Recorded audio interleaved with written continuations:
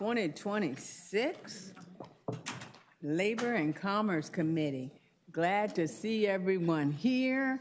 We've got a lot of new people with us today, so I am going to ask each person to just quickly introduce yourself and tell us your district and the area that you represent.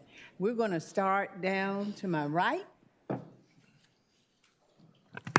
Hi, I'm May Navarre. I represent House District 57, which is Western Henrico County, Eastern Goochland County.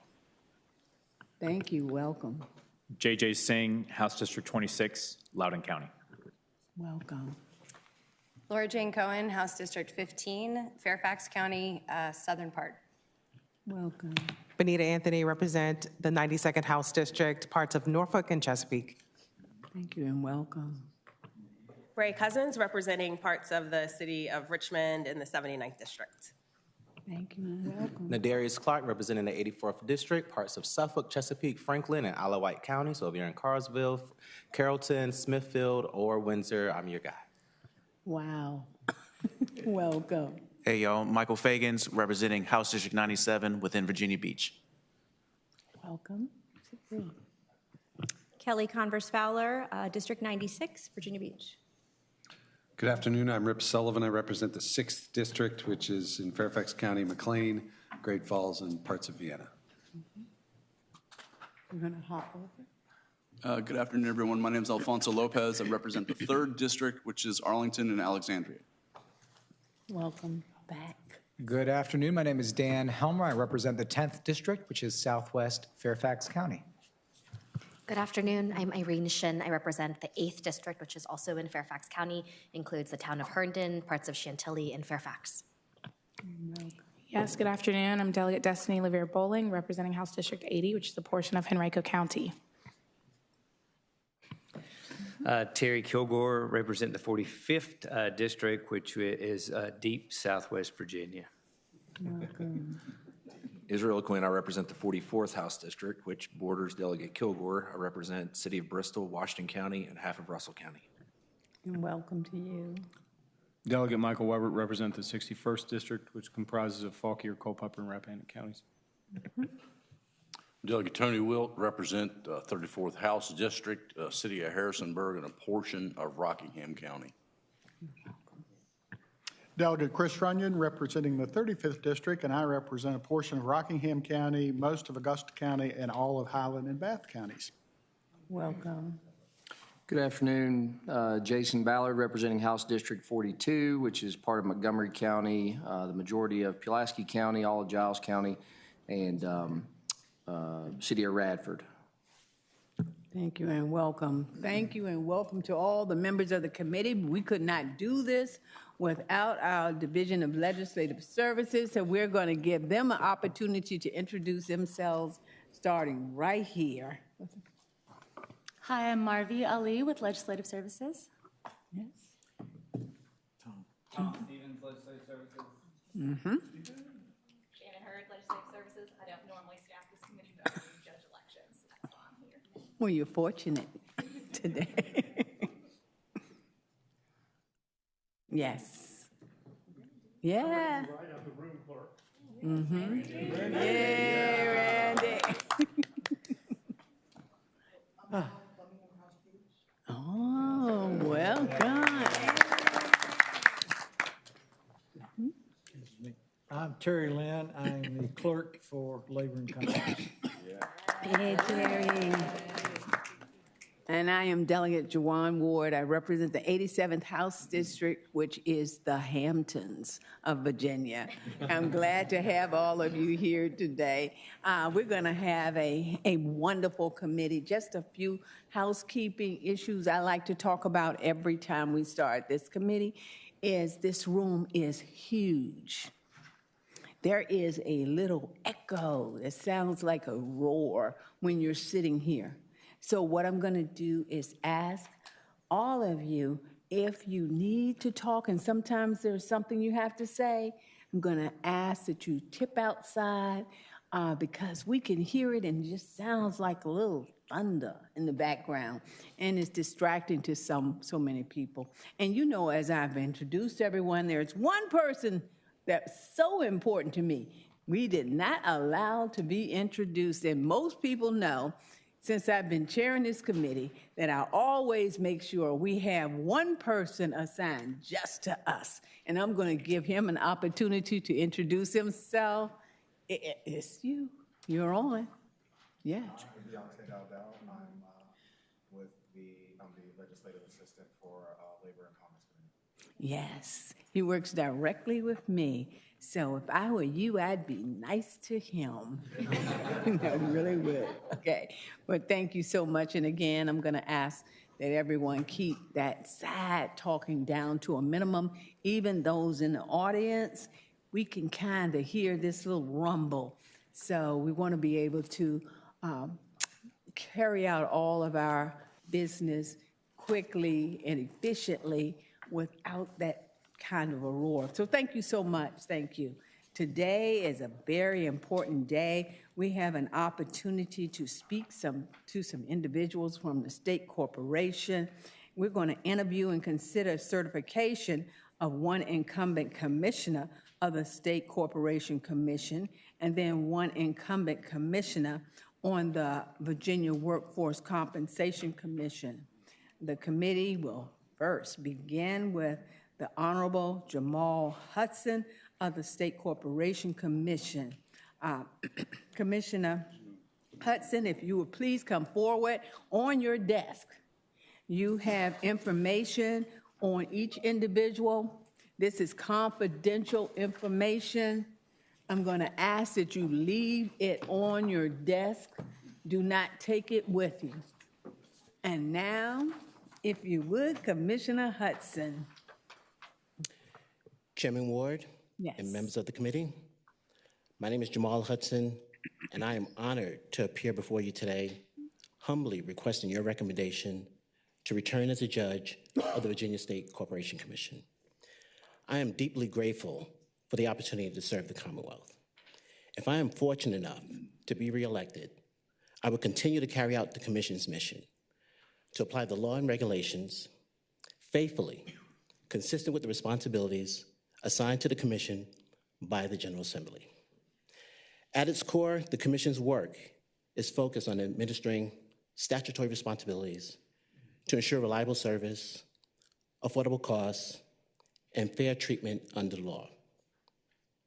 This work also supports the broader economic development of the Commonwealth by providing regulatory stability and predictability for businesses and investors.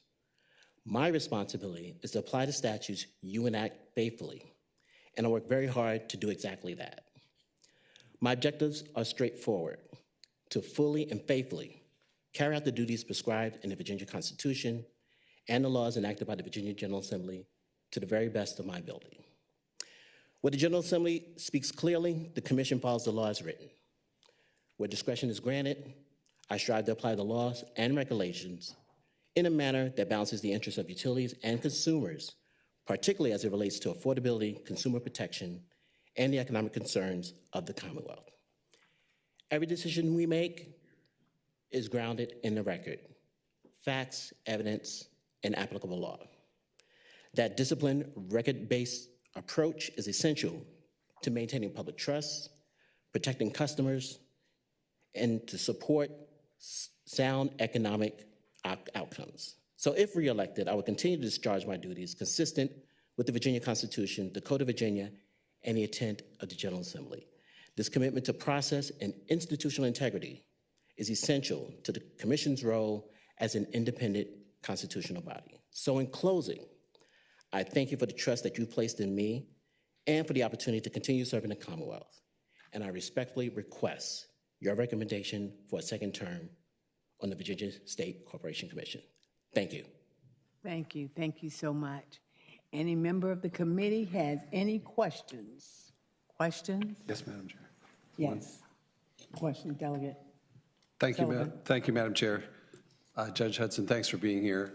I don't think we've been in a public forum with you for a while, so I want to take this opportunity publicly to thank you.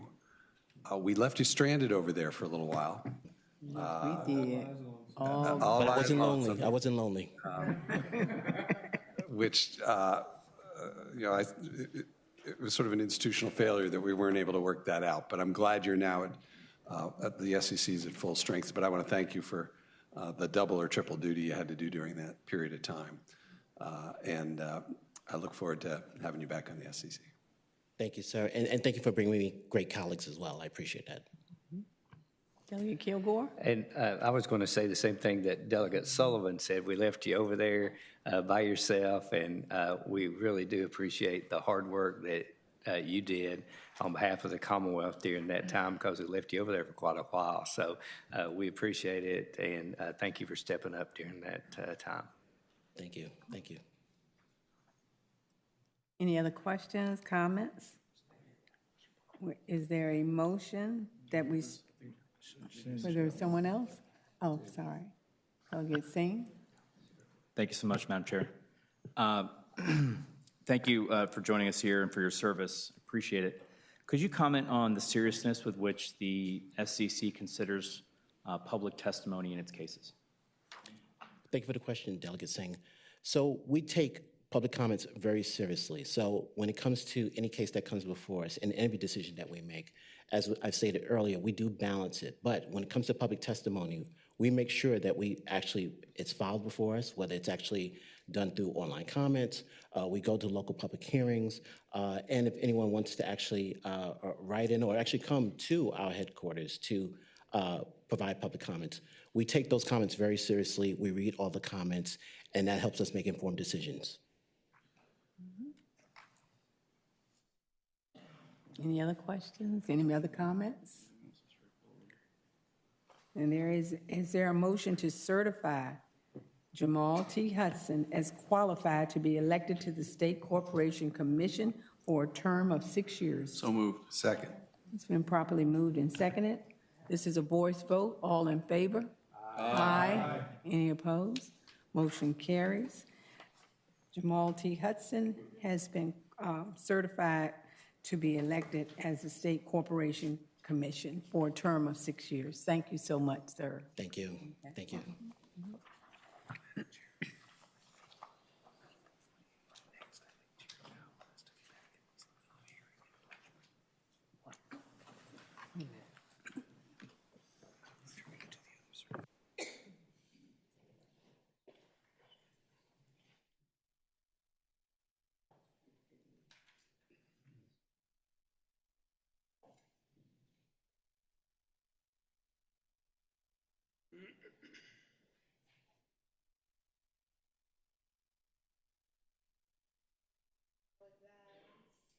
Just a minute. I apologize. You were on this list first of all. The Honorable Samuel T. Towle, Commissioner of the Chair and Chair of the State Corporation Commission. I apologize. I have you down first, and I grabbed the wrong paper. Would you please come forward? No apology necessary, Madam Chair. Thank you very much. Madam Chair and members of the Labor and Commerce Committee, thank you so much for the opportunity to address you today. And a special welcome to the new members of this critical committee. As you know, the Virginia State Corporation Commission is the economic regulator for a wide swath of the market, and everything from utilities to banks to insurance to securities and more. And most of the legislation affecting the SCC and its regulatory orbit flow through this committee. My name is Sam Towle, and I currently serve as the chair of the SCC. I've been on the commission for about 2 years. It's an incredible honor. Thank you so much for allowing me the opportunity to serve the people of Virginia in this way. Today, I will provide a few comments regarding our areas of coverage, and then I will introduce the members of the SCC leadership team, many who have joined me here today. I'll start with the electricity sector. As you all know, portions of Virginia, especially those areas served by Dominion and the Northern Virginia Electrical Cooperative, or NOVEC, are experiencing the greatest growth in energy demand in generations. The great majority of that forecast demand is attributable to data centers. Over the last 2 years, the Commission has conducted 2 commissioner-led technical conferences on this critical topic. The first, in 2024, addressed data centers generally and their impact on electric utilities. The second, which was held just last month, focused on the concept of large load flexibility. That is, what steps can data centers take to reduce their impact on the grid at times of peak demand? In 2025, the Commission also established a new high-load rate class, GS5, for Dominion customers using more than 25 megawatts on a regular basis. This class has certain minimum generation, transmission, and distribution demand charges that they will be required to pay regardless of usage to minimize the risk that these causers of infrastructure build-out shift costs to other ratepayers. Also in that case, we teed up for review Dominion's cost allocation methodology for generation and distribution costs for the next biennial to ensure that it is appropriately designed for the current era. We also ordered a similar review for transmission costs to take place this year. Dominion identifies its medium-term expectations on the generation build front in its Integrated Resource Plan, or IRP. In 2024, we ordered that various additional scenarios be modeled by the company for use by the Commission, stakeholders, and policymakers. The 2025 update includes those scenarios. I'll turn now to our newest division, the Health Benefit Exchange. HBE launched its first open enrollment in 2023 and defied all state-based marketplace precedent by increasing enrollment numbers in the transition from federal to state management. 2026, however, will present significant headwinds. The expiration of the federal enhanced premium tax credits has resulted in an average out-of-pocket cost increase of approximately 114% for Virginians. In addition, new federal regulations are limiting Virginia's flexibility in the operation of the Commonwealth's marketplace. However, we will continue to look for appropriate ways to innovate and engage with customers to carry out our statutory duty to reduce the number of uninsured Virginians. And should there be any changes at the federal level with respect to enhanced premium tax credits, both the Bureau of Insurance and HBE stand ready to implement any necessary changes as quickly as possible. The news is comparatively more favorable with respect to other lines of insurance. Following the price increases we saw in the wake of the pandemic in the automobile sector, Virginia's car insurance market has stabilized earlier than others in the country, which has led to reduced rates. And while the average annual cost of homeowners insurance continues to rise across the country, Virginia's average rate remains below the national average. For our part, we have amended the Bureau of Insurance's rules regarding property insurance to allow insurers to better tailor their coverage options to policyholder needs to potentially reduce their premiums. I'll now introduce the management team with the various divisions of the SCC. Let me start with Margaret Sachs, our Legislative Engagement Chief. She can work with you and your staffs to get the appropriate subject matter experts in the various areas of commission coverage. After more than 45 outstanding years of service to the Commonwealth and the SCC, almost 30 as banking commissioner, Joe Face will be leaving us to enjoy a well-deserved retirement.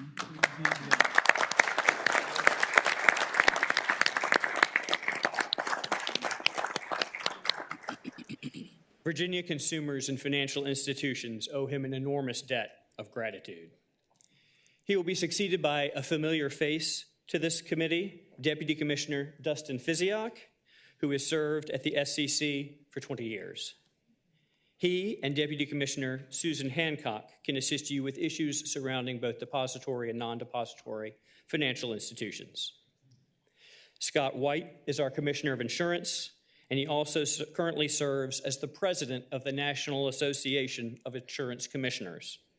He and his team, which includes Deputy Commissioners Julie Blauvelt and Dan Bumpus, and Chief Policy Advisor Rebecca Allen can assist you with all forms of insurance issues. Kevin Patchett is the Director of the Health Benefit Exchange, which I mentioned earlier. His team also includes Deputy Director Holly Mortlock. Doug Joyce is the Director of the Division of Securities and Retail Franchising. The division oversees investment advisors, their agents and representatives, as well as Virginia's franchising requirements.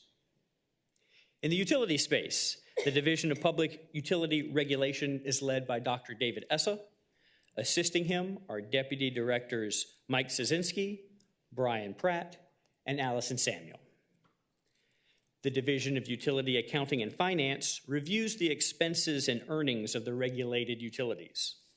Kim Pate and her deputy, Patrick Carr, are available to provide analyses on potential bill impacts of legislation.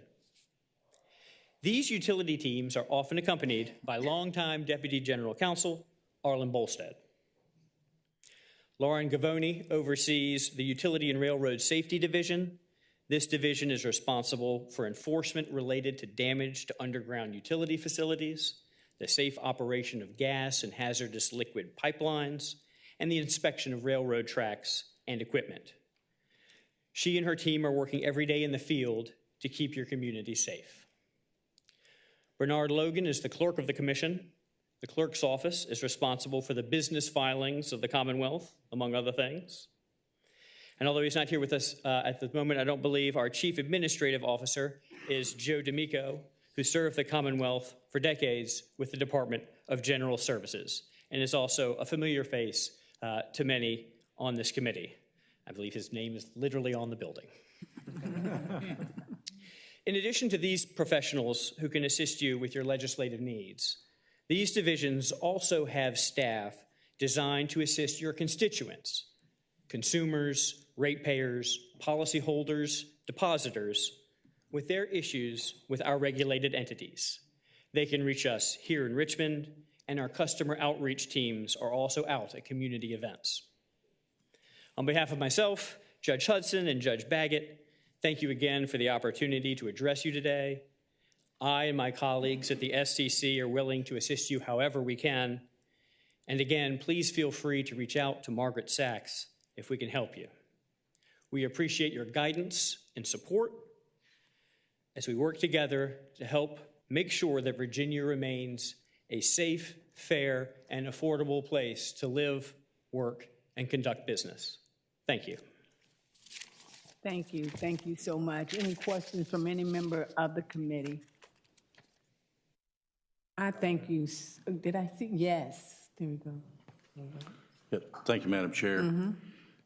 Commissioner, could you repeat your comments earlier from your presentation in regards to homeowner insurance policies? Yes, sir.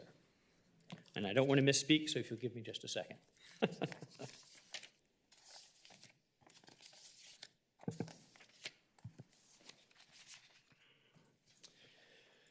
So the average cost of homeowners insurance is increasing across the country, but the rate of increase in Virginia tends to be and is currently below the national average. We've amended our regulations regarding property insurance to allow insurers to better tailor their coverage.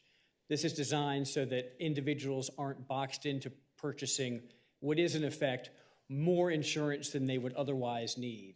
And so we've designed a system that allows them to more closely tailor the coverage that they believe is most critical for them so that they can perhaps lower their premiums rather than purchasing what is, in effect, more coverage than they believe they require. Yes. Follow up, Madam Chair? Another question, yes. Thank you, Madam Chair. How would you compare that with the health insurance industry and options? How that works? Oh my,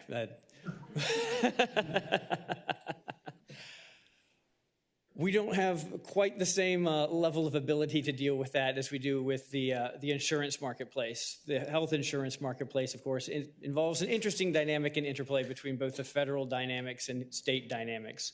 When it comes to property insurance of this ilk, states tend to be the only game in town, and we're in an in a position to more dynamically address some of those kinds of conditions.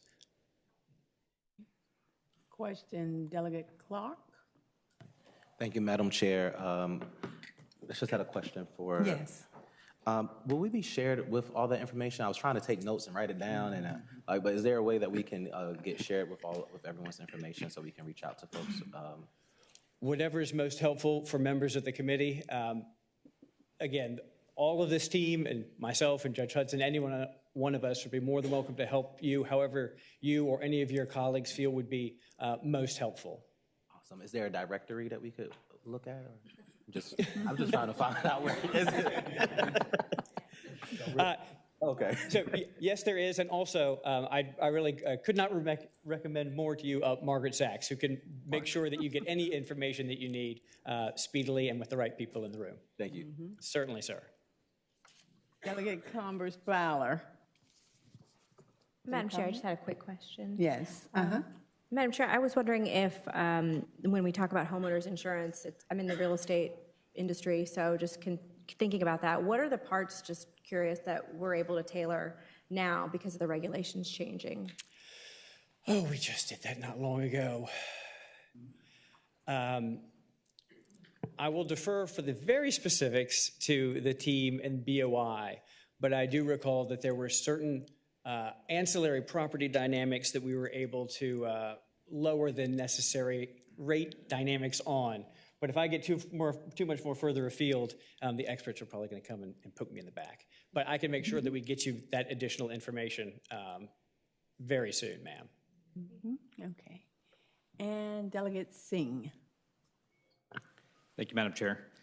I'm curious what you're seeing in the commercial insurance market for commercial real estate and a bunch of other states. We're seeing, or I've observed or heard about rising costs for property casualty as well as general liability and umbrella policies.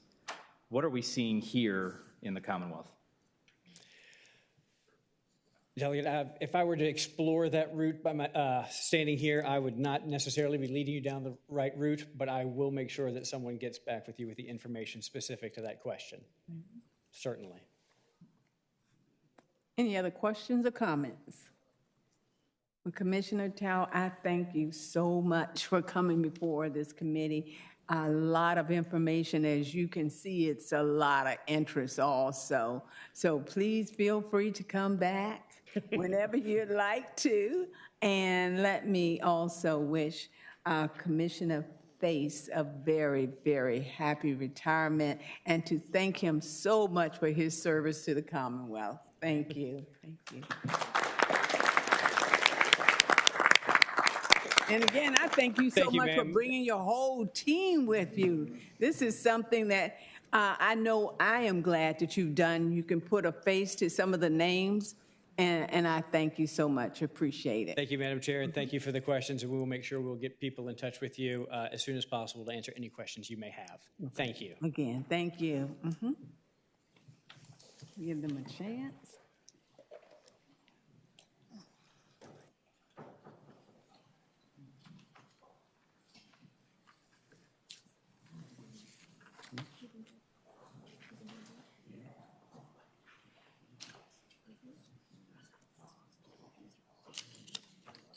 Okay, now next we'll go back to the order. Since I went out of order in the very beginning, having my papers stacked up the wrong way, but we're going to move on to the committee will interview the Honorable Robert Rappaport of the Virginia Workers' Compensation Commission. Commissioner Rappaport, if you would please come forward to the podium. Yes, ma'am, thank you. This is not the first time I've emptied a room, by the way. So, I do appreciate the opportunity to speak before you, and I want to thank you very much. It has been an honor and a privilege to serve as one of the commissioners with Virginia Workers' Compensation Commission, and I stand here today seeking confirmation for my one and last term in the position. So to the extent that that helps at all, I won't come back and bother you all anymore. For those new faces who don't know me, and to remind those who do remember, I am Bob Rappaport. I'm a proud graduate of Virginia Tech undergraduate and a proud graduate of William & Mary Law School. I graduated both with honors. I have, in my practice, before becoming a commissioner, practiced extensively in the area of workers' compensation. I've handled over 10,000 cases over the course of my career. I have served as the president of the Virginia Workers' Compensation Ends of Court and am the recent past president of the Southern Association of Workers' Compensation Administrators. I'm also a member of the National Workers' Compensation Judiciary. I am sensitive to and well aware that one of the big complaints that I hear, that I understand you get from your constituents, is that it sometimes took too long. Towards that end, we have taken tremendous strides over the last 6 years to correct that, and hopefully you've seen a reduction in calls. We have instituted what's called the PMT, the Petition for Medical Treatment Program.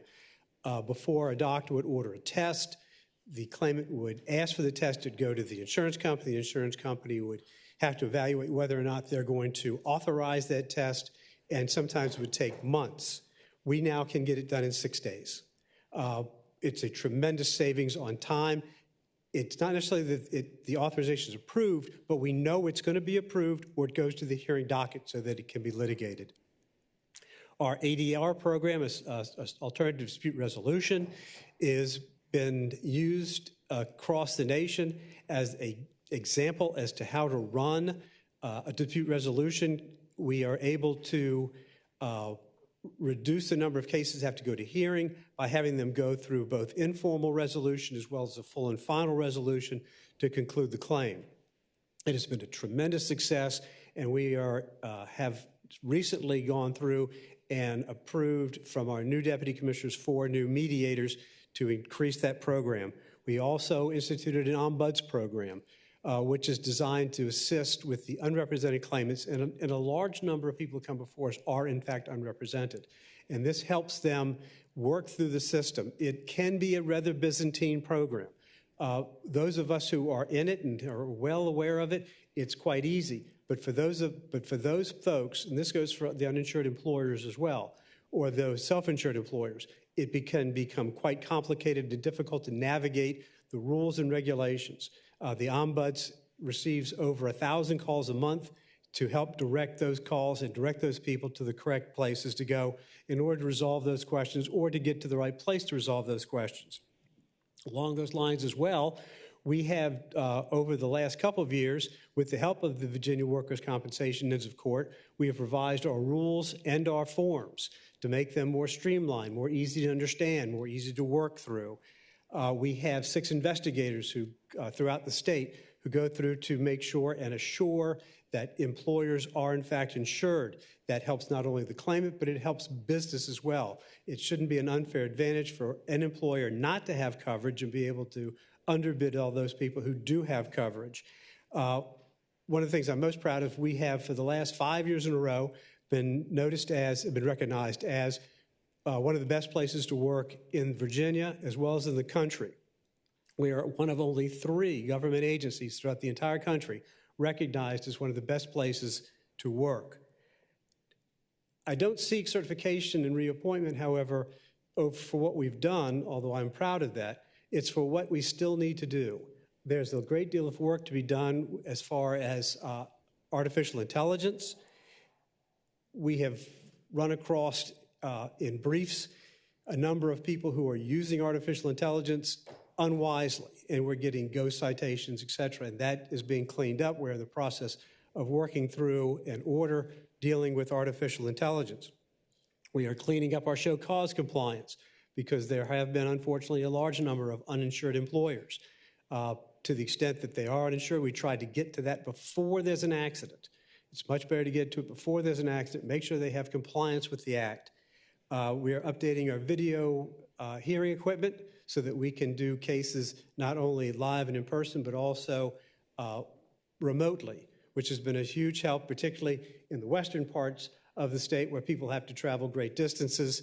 In order to get to a hearing site, it allows them to proceed by video conference.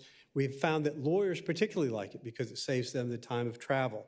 And lastly, We have a number of senior deputy commissioners who are retiring, and we will be needing to replace them. And we take very seriously those folks that we appoint as deputy commissioners. I am thrilled to tell you that we have 23 of the best hearing officers that you'll find in the nation. Now, I can talk all day on workers' compensation. I'm sure y'all want me to.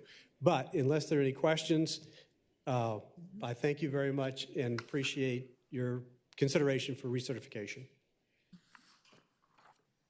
Are there any questions from any member of the committee? Seeing none at this, yes. Madam Chair. Delegate Lopez. Could you expand a little bit upon the AI concerns and the issues you're working on? Yes, sir. They're twofold.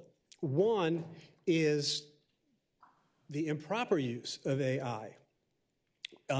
We have received, fortunately not too many, but some briefs that come in from lawyers, as well as from unrepresented claimants, where you start going through it and I've done this now for a long time, and if I don't recognize a case that's cited, I get suspicious. And so you look at it and you find that case doesn't exist. Or you find, yes, that case exists, but it's a criminal law case. It's a property case. It has nothing to do with workers' comp. Now, I fully understand that there are areas of the law that can be addressed in a criminal case that may apply to evidence and things like that. But outright ghosting cases is a problem. The second part that we're working on is our own internal use of artificial intelligence and how can we best use it to improve what we do, how quickly we can get opinions out. I'm very proud of the fact our deputies get their opinions out within 30 days. That is our rule, and we stick to it. That way, you get to a hearing from the time the record closes, but within 30 days, you have an opinion. And the same thing's true on behalf of the full commission on review opinions. We get those out quickly, too. We have obviously a backlog of cases that haven't been presented, but we have no backlog of outstanding cases. Thank you, sir. Any other questions, comments? I see no lights from anyone wishing to ask any questions, so I want to thank you so much for coming before us. And at this time, then, I would entertain a motion to certify Robert A. Rappaport as qualified to be elected to the Virginia Workers' Compensation Commission for a term of 6 years. So moved. Second. Properly moved and seconded. I remind you all that this is a voice vote. All in favor? Aye. Thank you. Thank you. Thanks. And if I could, just one thing, I'd like to thank Shannon Hurd. She has been most helpful to me, not just this time, but every time I have a problem, she is there, and she's a blessing to me and hope to all of y'all. Thank you. To all of us, too. Yes, indeed. Thank you so much for coming before us. Those are the only two people that's before us, and now we have assignments. Feels like the Academy Awards now. Let me remind you to leave your questionnaires on your desk. This is confidential information. As a matter of fact, if you would put it right here in front of you, or the marvelous Shannon Hurd and will come to get them.